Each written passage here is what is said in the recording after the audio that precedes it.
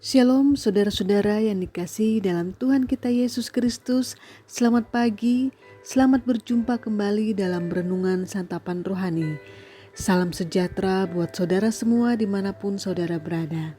Damai dan sukacita oleh Roh Kudus melimpah senantiasa dalam hati dan kehidupan saudara semua.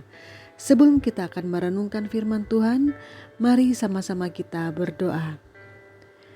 Bapa dalam surga, Bapa dalam nama Yesus Kristus, kami mengucap syukur ketika di pagi hari kami boleh dibangunkan kembali dalam keadaan tubuh yang diberkati.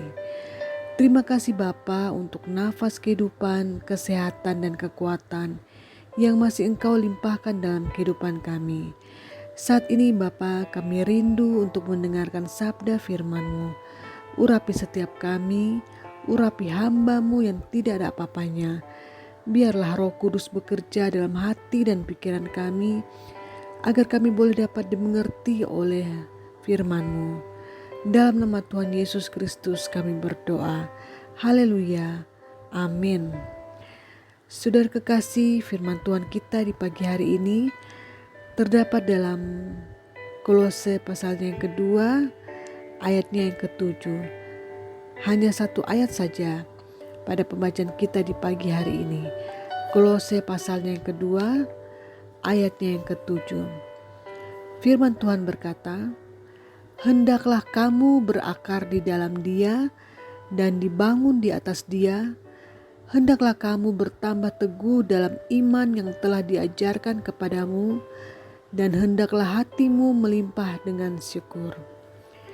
Saudara yang diberkati Tuhan, sebagai orang percaya, kita dituntut untuk bertumbuh lebih dewasa dalam pengajaran yang alkitabiah. Kita tentu tidak lagi seperti anak kecil yang masih memerlukan susu. Nah, melalui pembacaan kita dalam Kolose pasal yang kedua ayat yang ketujuh ini, mari bersama kita melihat ada 4 prinsip rohani untuk kita mengerti kita hidup dewasa dalam pengajaran yang alkitabiah. Yang pertama, saudara yang berkati Tuhan, kita lihat pada bagian ayat 7a. Hendaklah kamu berakar di dalam Dia. Saudara, di sini apabila kita semakin berakar dalam Kristus, maka kita akan semakin kuat dalam menghadapi pengajaran yang tidak alkitabiah. Dan kita tidak gampang terpengaruh. Ini penting saudara, karena di zaman sekarang ini ada begitu banyak pengajaran-pengajaran tanpa kita sadari yang menyimpang dari pengajaran firman Tuhan.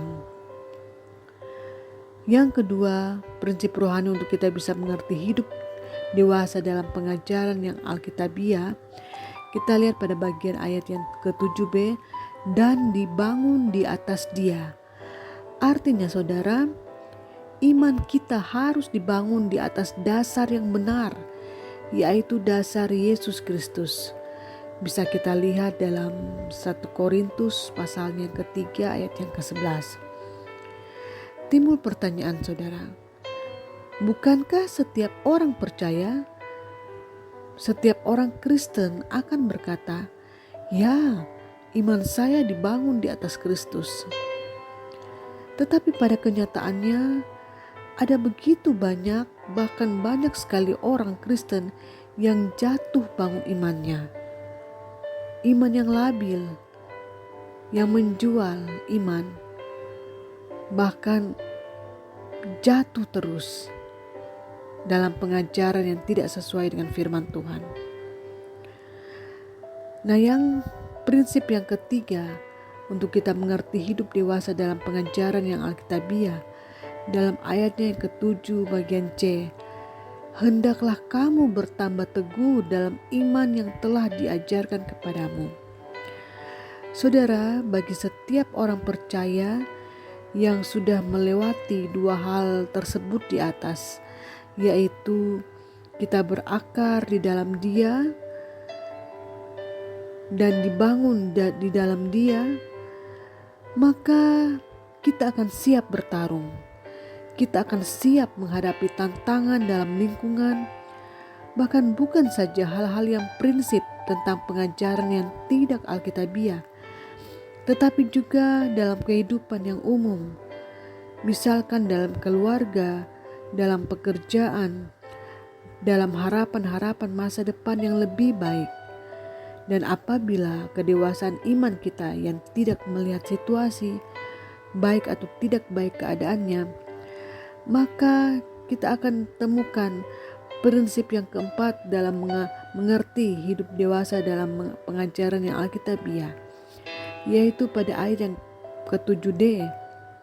Dan hendaklah hatimu melimpah dengan syukur. Istilah syukur di sini satu kata yang mudah diucapkan, namun sulit dilakukan. Mana mungkin saya bisa bersyukur jika misalkan dompet saya kosong, jika misalkan saya sakit, atau bahkan saya sedang menghadapi pergumulan hidup. Mana mungkin saya bisa bersyukur, bahkan hati saya melimpah dengan syukur.